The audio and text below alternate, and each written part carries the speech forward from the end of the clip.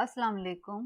آج میں آپ کو حضرت ہود علیہ السلام کی قوم عاد کے بارے میں بتاؤں گی۔ حضرت نوح علیہ السلام کا ایک بیٹا سام بھی تھا۔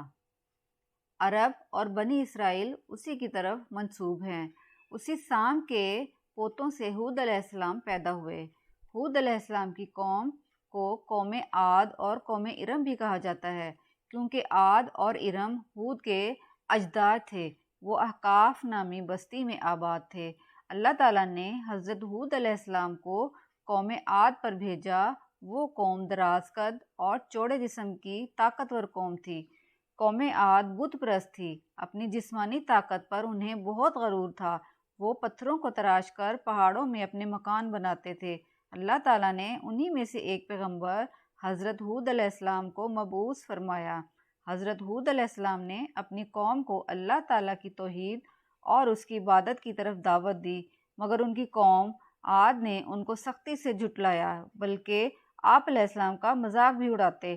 حضرت ہود علیہ السلام اپنی قوم سے فرماتے کہ مجھے اللہ تعالیٰ نے تمہاری ہدایت کے لیے چنا ہے، میری گواہی سچی ہے، مگر آپ علیہ السلام کی قوم نے ایک نہ سنی اور آپ علیہ السلام کو تنگ کرتی رہی۔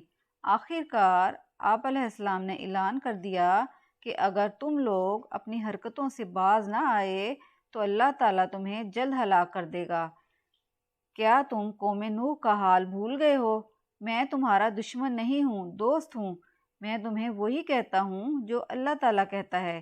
یہ سن کر کچھ لوگ تو آپ علیہ السلام کے ساتھ شامل ہو گئے، مگر باقی لوگ بہت غصے سے بھر گئے اور کہنے لگے کہ ہم سے تمہاری روزانہ یہ نصیحتیں برداشت نہیں ہوتیں۔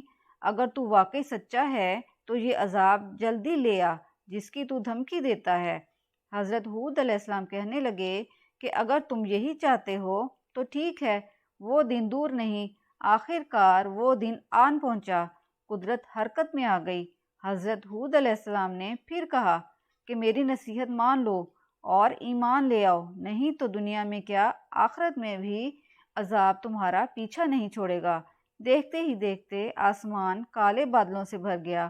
8 دن اور 7 راتیں تیز ہواؤں کے طوفان اٹھنے لگے اور ان کی پوری قوم کو تہس نہس کر دیا۔ عاد کے لوگ جو غرور میں تھے بے بس پڑے تھے۔ اس طرح قوم عاد تیز ہوا سے غارت کر دی گئی۔ حضرت ہود علیہ السلام اور ان کے ساتھی محفوظ رہے۔ آندھی نے ہر چیز کو فنا کر ڈالا۔ یہ تھا نافرمان قوم کا انجام۔